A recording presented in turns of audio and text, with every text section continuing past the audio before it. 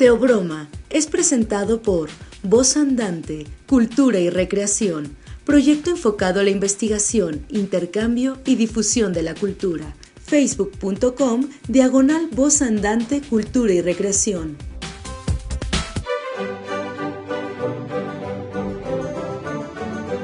Bienvenidos al tercer Teobroma. Nos han llegado varios comentarios de algunas personas que nos han escuchado y esperamos que cada día sean más. Bienvenidos a quienes nos escuchan por primera vez y les informamos que también ya nos pueden encontrar en iTunes. Tienen que buscar Teobroma Podcast con TH, eso es importante. Y por lo pronto vamos a iniciar. Doy la bienvenida también a Carlos Umbral, que está con nosotros. Muy buenas tardes, ¿qué tal? Mi nombre es Julio César Torres y hoy estamos muy contentos porque seguimos realizando esta integración, esta sinergia de colaboradores y tenemos en esta ocasión a la doctora Carmen Espinosa. Bienvenida.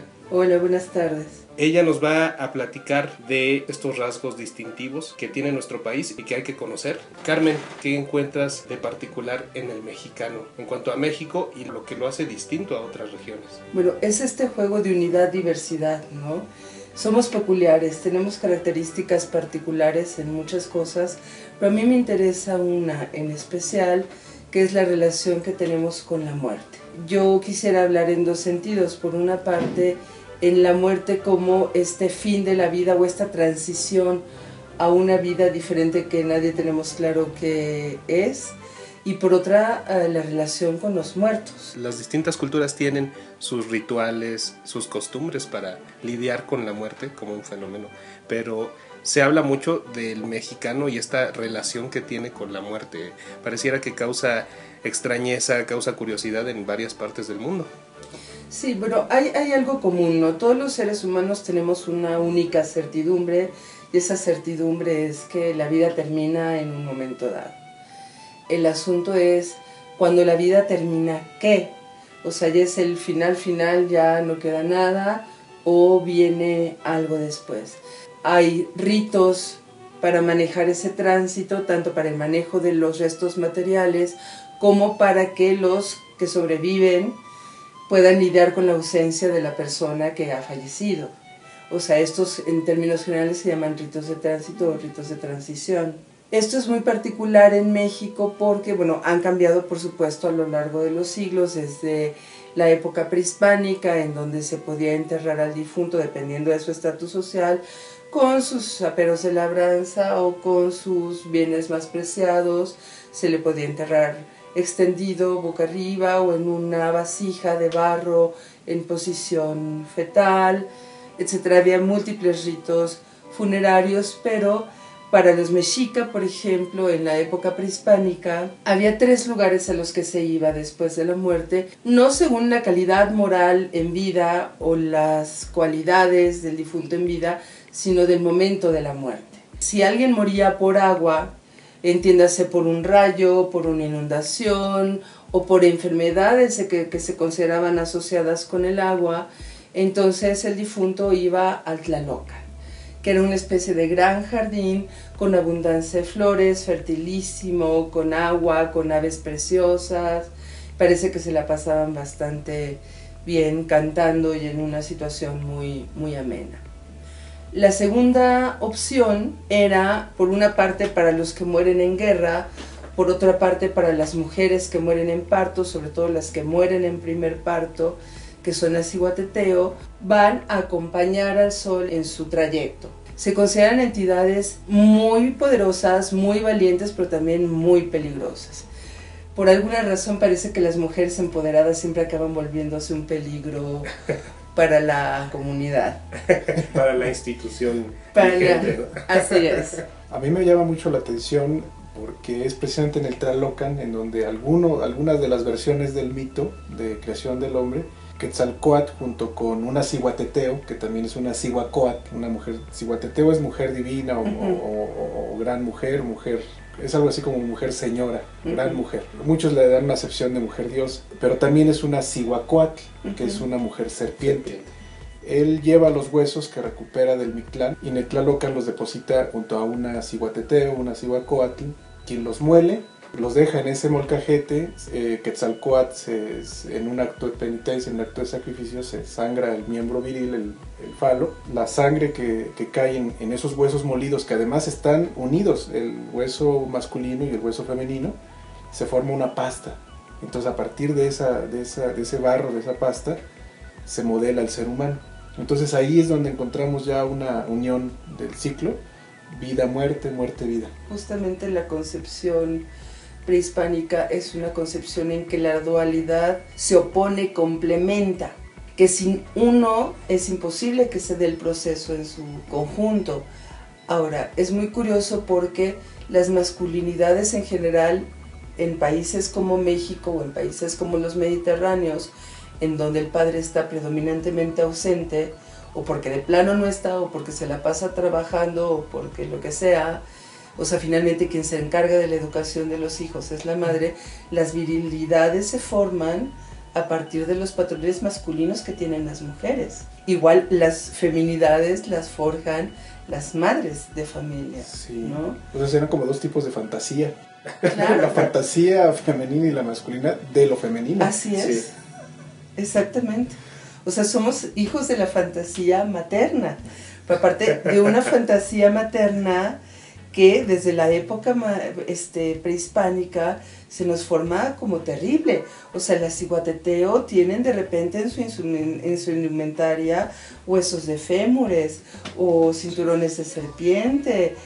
O sea, no son deidades generosas, no es la Virgen María amorosa cargando al niño, ¿no? Sí. Es la Coatlicue con una cabeza de cabezas de serpiente y con un faldellín con un cinturón de serpiente y un esqueleto casi de villa, ¿no? Sí.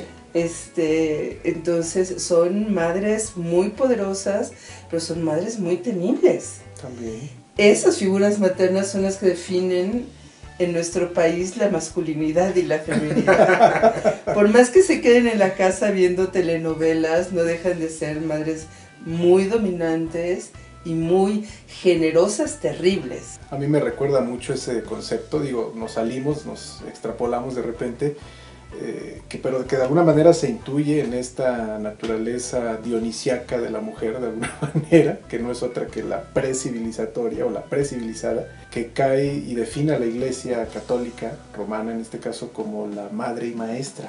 Pero la parte de la madre cordial y la parte de la maestra severa, ¿no?, que va a formar, o sea, la que crea y la que forma, que son dos fuerzas diferentes. Entonces, mater, magister, creadora, formadora, o en algunos casos deformadora, ¿no? Y es curioso porque se habla del macho mexicano y el machismo imperante en nuestro país, pero en realidad es un matriarcado muy sólido, ¿no? Claro, o sea, es que es un machismo matriarcal. O sea, es un machismo forjado por las fantasías femeninas de lo que tiene que ser lo masculino. Claro. Entonces, si las mujeres no cambiamos nuestras fantasías sobre lo que tiene que ser lo masculino, difícilmente van a nacer niños que sean menos machos. Ahora, ¿qué tiene que ver la muerte con todo esto? La muerte es un elemento depurador y es un elemento transformador. Y regresamos al tercer sitio que nos faltaba del México prehispánico, a donde iban a dar los muertos, que era donde iba a dar pues la mayoría realmente, ¿no? Que es el Mictlán. El Mictlán es el lugar donde reina Mictlantecutli, que es el señor justamente de los muertos y de la muerte. Para llegar ahí no era un camino fácil. O sea, es curioso, pero en muchas culturas el camino de los muertos es un camino azaroso y es un camino que está cargado de obstáculos. Las almas, bueno, llamémosle almas por convención, no sabría cómo llamarlas, pero una vez que fallece, lo que queda del individuo tiene que pasar por pruebas desde pasar por un lugar donde los vientos cortan como cuchillos de obsidiana, ser cortados por puntas de obsidiana, desgarrados por ocelotes, etc., hasta llegar al Mictlán, donde tampoco son las delicias. O sea, está lleno de escorpiones, de serpientes, de arañas, es la oscuridad casi más profunda. Entonces, la muerte no es más que el tránsito de un ciclo que tarde o temprano se va a volver a iniciar. Y entonces la muerte no conduce sino a una vida diferente. ¿Qué es lo que sucede con el cristianismo? El cristianismo se vuelve muy complejo porque, como todo proceso de transculturación y como todo proceso de interpolación religiosa, se acaban integrando elementos culturales muy diferentes a partir de la expansión del cristianismo por Europa. El cristianismo en principio es relativamente claro. Cristo se sacrifica para redimir a los seres humanos por sus pecados, y entonces vamos a identificar dos lugares a los cuales van las almas después de la muerte. Uno es la gloria y por otra parte está el infierno. El asunto es qué es lo que pasaba con todas esas almas que ni eran lo suficientemente buenas para irse a la gloria, pero tampoco eran lo suficientemente pecadoras para ir al infierno. Pero además hay otra cosa: si las almas tajantemente fueran a la gloria y al infierno, no habría ninguna necesidad del vínculo de los mortales con el más allá. Quien llega a la gloria o al infierno ya no puedes hacer nada por ellos. Uno va a estar en el castigo eterno y el otro en la felicidad eterna. La solución que encuentra la Iglesia a todo esto es la intercesión de los vivos por los muertos. Y entonces a partir del siglo XI, XII, empieza a delinearse con más claridad, ya se hablaba de él muchísimo antes, un lugar intermedio entre el cielo y el infierno. Y entonces, a ver, si tu abuelita, si tu mamá, si tu esposo llegaron al purgatorio, entonces lo que queremos es que, como es un lugar de castigo, de llamas no eternas, pero finalmente de llamas, de fuego, de dolor, hay que hacer cosas para que salgan del purgatorio lo más pronto posible.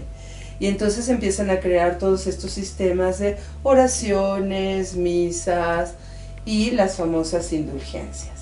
Se crea una matemática complejísima en donde, si tú compras tu indulgencia y vas a todas las misas de tu santo patrón y vas todos los X día de la fiesta al altar del santo patrón y prendes la veladora y haces tus oraciones y vas a la procesión, entonces consigues desde una indulgencia plenaria por todos tus pecados mortales de ahí para atrás hasta indulgencias parciales, ¿no? Wow. Yo recuerdo una vez visitar la casa de un señor ya muy grande, más de 80 años, pero en su casa tenía enmarcado una especie de contrato en el que estabas comprando un lugarcito en el cielo, o algo similar, según recuerdo. Una indulgencia, porque se vendían las indulgencias. Claro, las indulgencias se vendían. Lo que pasa es que mucha gente no sabe, es una especie de contrato en donde nadie lee la letra pequeña, ¿no? O sea, si tú no vas a la capilla del santo patrón, si tú no haces tus oraciones, si tú no te confiesas, si tú no comulgas, la indulgencia no sirve absolutamente para nada. O sea, si tú crees que con comprarla y guardarla en el buró es suficiente, ya perdiste. Es como comprar un aparato para adelgazar y no usarlo. Exacto. No lo pude haber dicho mejor. Sí. Bueno, en este momento quiero hacer una pausa. Vamos a escuchar un poco del material del libro oral. Y en esta ocasión tenemos un relato escrito por Carlos Umbral que habla de Quetzalcóatl y de esto que tiene mucho que ver con el nombre de nuestro podcast. Se trata de la historia cósmica del chocolate. Vamos a escucharlo y regresamos a comentarlo.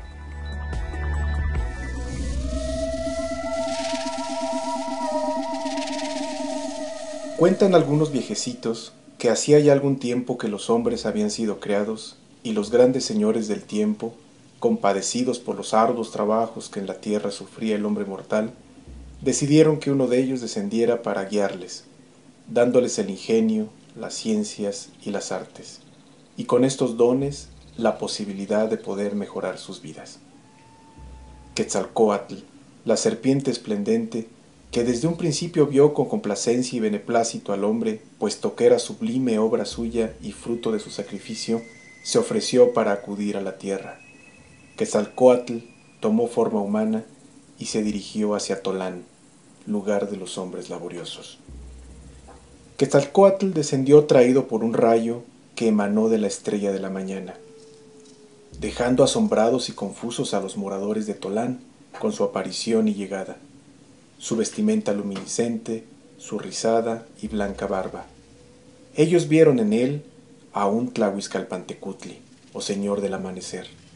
La gente de Tolán comprendió que aquel ser era un enviado de la casa en donde mora la luz, la estrella grande, y le rindió un tributo simbólico rompiendo sus inertes ídolos de barro, erigiendo templos circulares, encendiendo fuego y dándole la bienvenida con alegría y fiestas.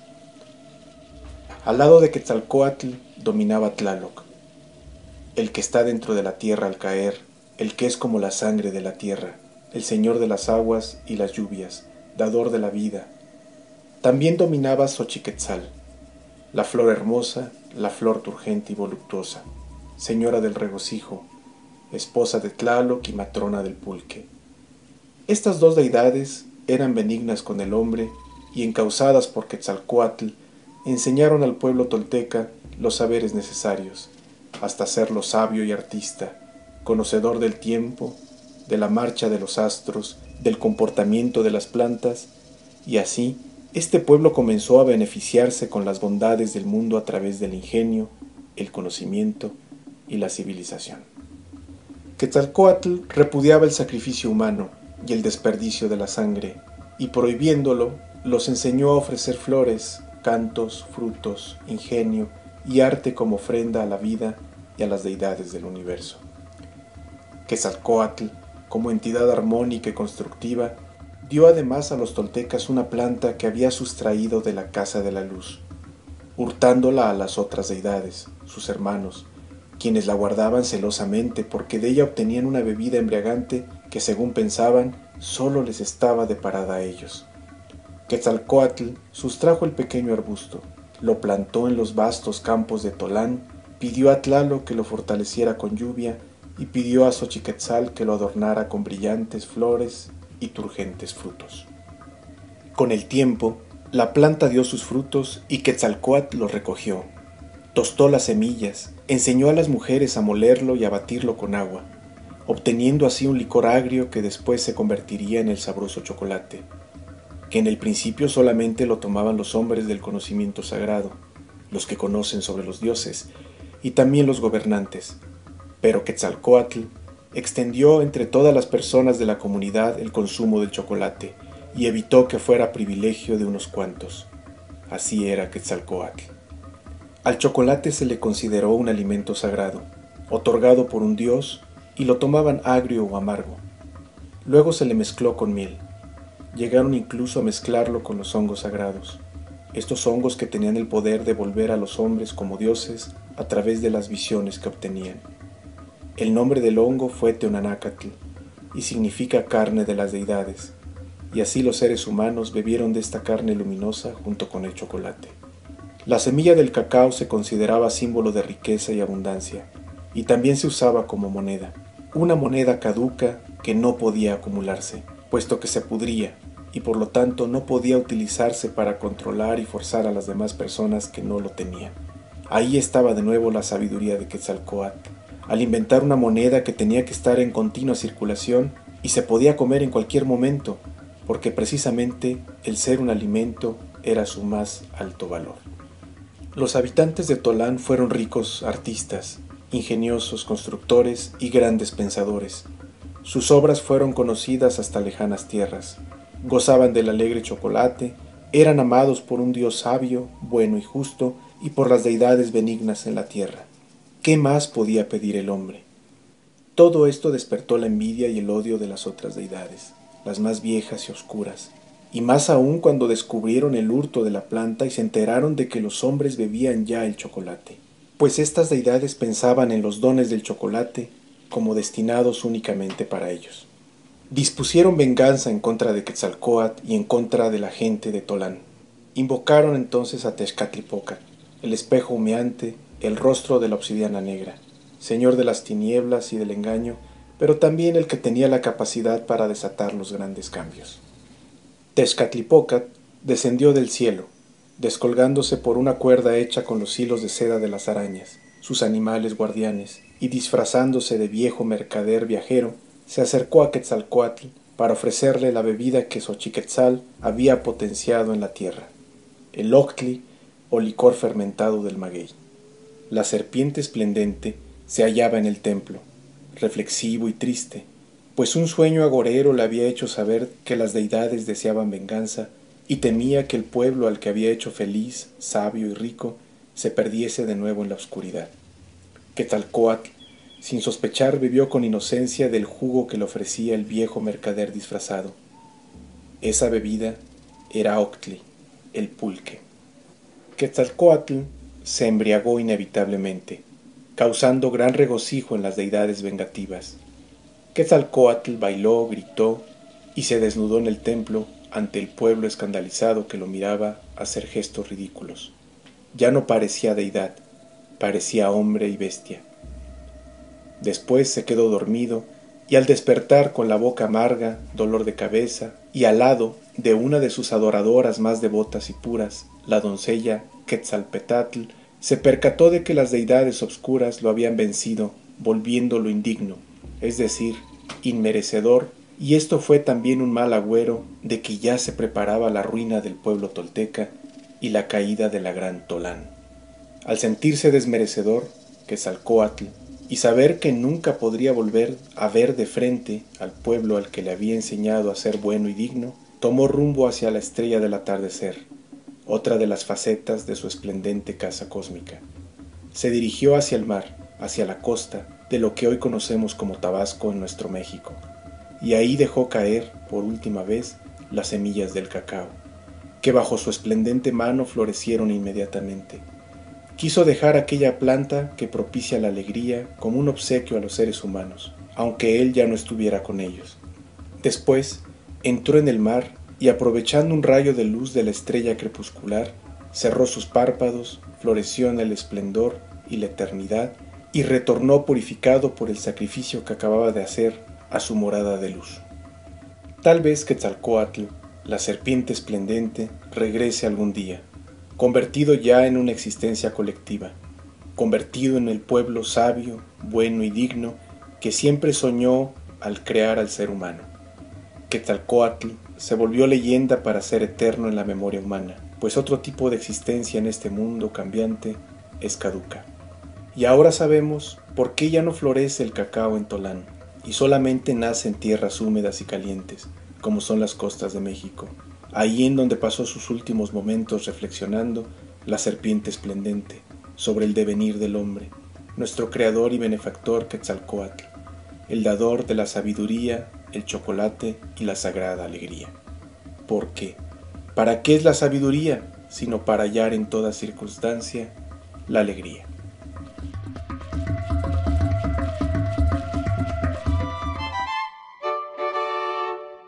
Esta fue, como les comentaba, una historia escrita por Carlos Umbral. La forma en que se vincula el chocolate o el teobroma con este regalo de Quetzalcóatl. ¿Nos puedes hablar de esto, Carlos? Bueno, voy a aclarar primero de que esta es una ficción literaria basada en mitos que se han registrado a nivel documental, pero también han quedado registrados en la dimensión oral.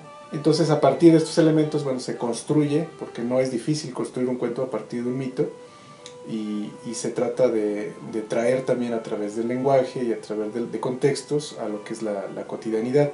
Por eso se pudo armar esta narrativa. Aquí tenemos un poquito de lo que estábamos hablando hace rato, de que el papel de Quetzalcóatl como un intermediador entre el plano metafísico, la dimensión mítica, la dimensión eterna, la dimensión cósmica y el ser humano. Vemos cómo Quetzalcóatl es quien finalmente trae el chocolate al ser humano, y no nada más el chocolate, sino las consecuencias psicoafectivas que da alegría, que es un alimento, que finalmente equilibra económicamente, porque en algunas regiones se utilizaba como moneda. Esto es muy importante, y esto lo podemos platicar muy bien con Carmen, la idea de una moneda caduca. La no acumulación de riqueza por la naturaleza de la moneda es algo muy muy interesante, lo que podemos sacar líneas éticas, históricas, filosóficas. Incluso en algún momento existió una falsificación hasta de esa moneda, que era la cáscara rellena de alguna especie de lodo, de tierra, pero se tiene ese registro incluso, ¿no? Siempre hay vivales, siempre hay truanes y pillastres ahí. Finalmente todo tiene que ver, el problema de la acumulación es que desde la época prehispánica la tendencia es que los que acumulan acaban siendo los más terribles explotadores de los que eran sus pares. Entonces entonces había toda una serie de sistemas desde rotar las tierras, porque siempre hay tierras más productivas que otras, o sea, de rotar la posesión porque no había propiedad ni privada ni familiar de la tierra, la propiedad era colectiva. Entonces, rotar la posesión de la tierra para que las mejores tierras acabaran distribuyéndose entre toda la gente de la comunidad, ¿sí? Que si alguien empezaba a tener cierta preeminencia o empezaba a acumular cierto tipo de recursos, inmediatamente le correspondía financiar las fiestas religiosas. Y entonces era una manera de regulación económica. Es algo muy interesante y de verdad hay mucho que hablar al respecto, y también retomar lo de la muerte, que eso también lo dejamos de momento en pausa, pero me gustaría que me hablaras de Voz Andante. Este es un proyecto que me interesa conocer y que quiero que nos expliques. Mira, es un proyecto que se está gestando porque yo creo que existe un divorcio, quiero pensar que es involuntario, entre la vida académica y la sociedad. O sea, por una parte están los grandes académicos en las grandes instituciones, las instituciones siempre con restricciones económicas, el dinero nunca alcanza para todo lo que queremos hacer, los investigadores siempre necesitados de más recursos, un poco presionados para conciliar con los sistemas como el CONACYT, como el SNI, como los PROMEP, los PAPIT, los etcétera, que son los que otorgan los financiamientos a partir de la productividad. Es una productividad que se evalúa cuantitativamente más que cualitativamente. Claro, al interior las instituciones procuran que la producción contenga una serie de calidad, contenidos mínimos, etcétera, etcétera, pero realmente en términos generales muchas de las evaluaciones son más por cantidad que por calidad, ¿no? Okay. ¿Qué es lo que sucede? El investigador se preocupa sí por escribir más, sí por publicar más, pero se exige que sea en revistas súper especializadas. Es curioso, se premia más que se publique en el extranjero a que se publique en el país. Se premian más los cursos en el extranjero que los cursos que se dan en este país. No se favorece el vínculo entre la ciencia y la academia con el bachillerato, por ejemplo, que es el nivel educativo donde más carencias parecemos tener, porque existen carencias tanto de calidad como de cantidad. O sea, hay insuficiencia de la prestación del servicio, pero por otra parte hay en muchísimas áreas y en muchas regiones del país una calidad muy baja en la prestación del servicio. Pero si tú como académico quieres formar a profesores de bachillerato o quieres dar curso de bachillerato, eso no se te reconoce académicamente hablando. Entonces, ¿qué sucede? Voz Andante surge justamente con la idea de vincular las producciones académicas de alta calidad con la difusión del conocimiento a un público no especializado. De arranque estamos trabajando con visitas guiadas, pero la idea es participar en actividades como la actual, podcast, radio. En un momento dado esperamos tener publicaciones, y el asunto, creo yo, es justamente que los académicos reconozcamos que tenemos una responsabilidad social más allá de nuestra actividad dentro de las instituciones, y esa responsabilidad es con la población que paga los impuestos, que nos costearon los estudios y que pagan los impuestos con los cuales se financian nuestras instituciones académicas. Eso es muy importante, porque pareciera que el académico está allá en su mundo con el conocimiento encerrado, y mientras la gente de afuera no tiene ese contacto, no tiene esa cualidad del conocimiento, de que se le hable además en su lenguaje, y que además a partir de ahí pueda crecer y pueda ir adquiriendo otro tipo de conocimiento, ¿no? Sí, ese es el gran salto a la divulgación, precisamente, que es el retorno al vulgo, al pueblo. Claro.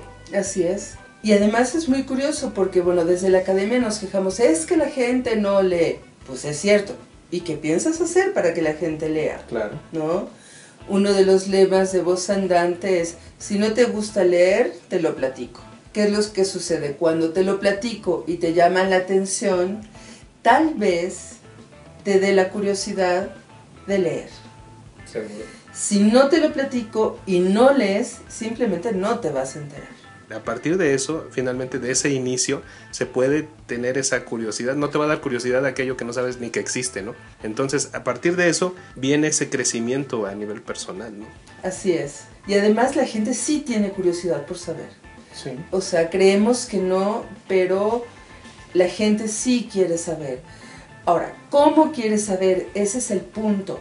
O sea, México es riquísimo en tradición oral.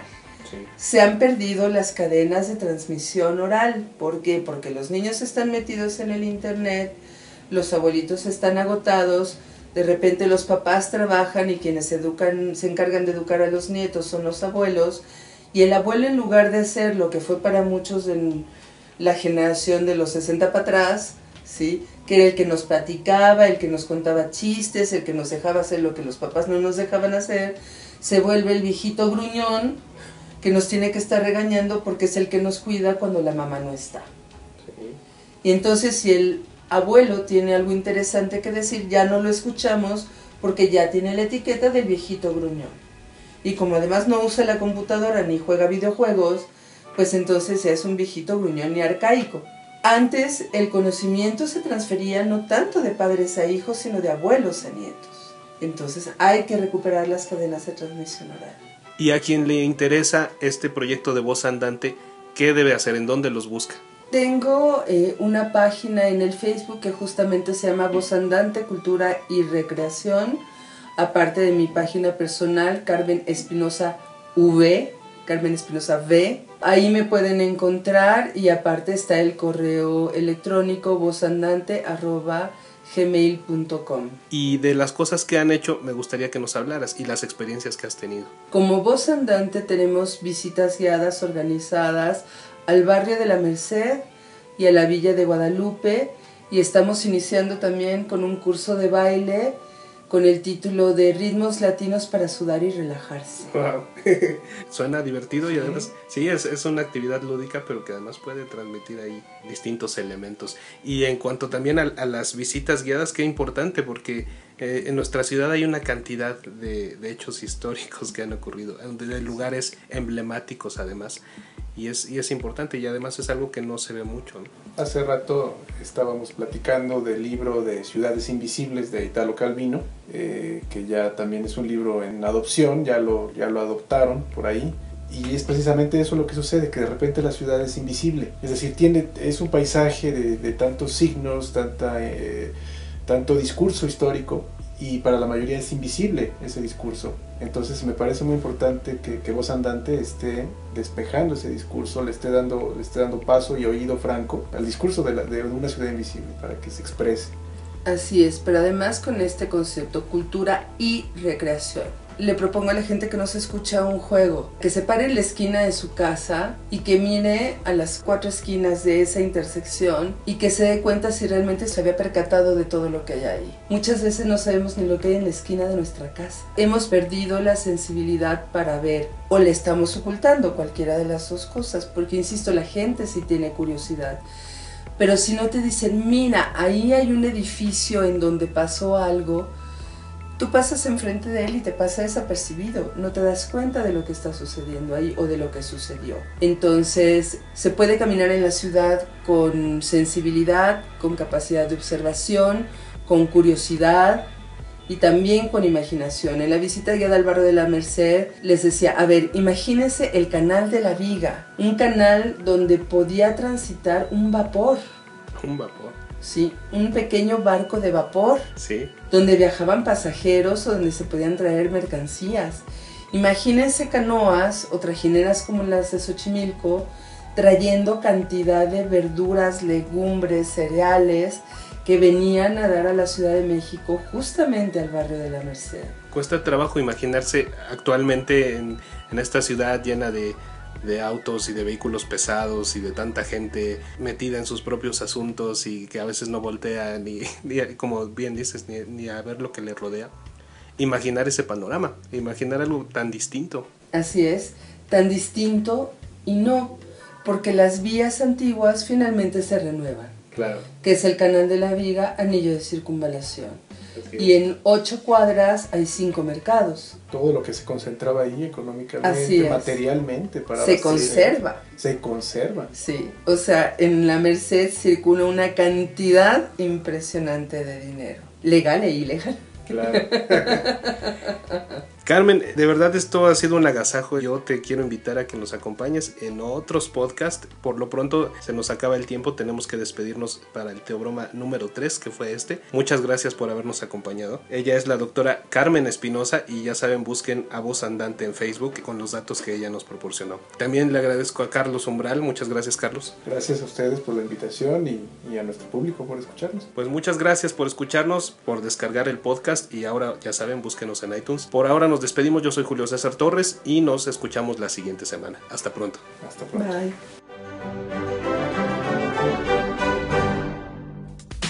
Teobroma fue presentado por Voz Andante, Cultura y Recreación, proyecto enfocado a la investigación, intercambio y difusión de la cultura.